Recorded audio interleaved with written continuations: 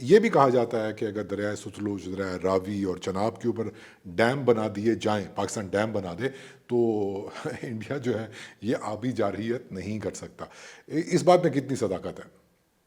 نہیں جی، دیکھیے ڈیم تو جو ہے وہ نارملی جب آپ بناتے ہیں نا کوئی بڑا ڈیم، تو وہ ماؤنٹینس کے بیچ میں کوئی نیچرل گارج ہوتا ہے جس کو آپ کنکریٹ کا یا مٹی یا راکس کا آپ ایک پلگ لگا کے تو اس کی پیچھے لیک بن جاتی ہے.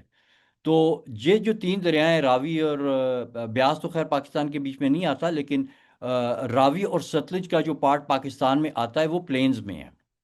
تو پلینز میں تو کوئی گارج نہیں بنتی، تو اس لیے پلینز میں تو پہلی بات یہ کہ ہم کوئی ڈیم ڈوم بنا نہیں سکتے. تو یہ ایک چیز ہے. دوسرا یہ کہ جو یہ تین دریائیں، ان تینوں کے اوپر لارج ڈیمز آلریڈی بنے ہوئے ہیں. تھین ڈیم راوی پہ بنا ہوا ہے، پونگ ڈیم بیاس پہ بنا ہوا ہے، اور بھاکڑا ڈیم اور ننگل ڈیم یہ دو ڈیم ہیں.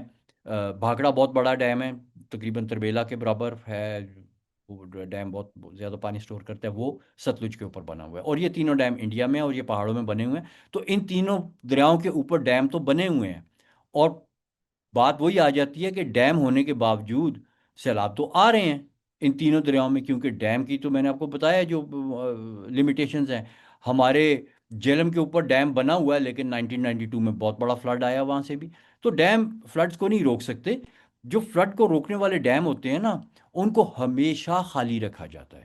جیسے ہی پیچھے سے کوئی ریلا آتا ہے تو وہ ڈیم میں ایک دم بھرتا ہے، اور اس کو پھر آہستہ آہستہ ریلیز اسی وقت ریلیز کرنا شروع کر دیتے ہیں، تاکہ اس سے پہلے کہ دوسرا ریلا آئے تو اس کی جگہ دوبارہ خالی ہو.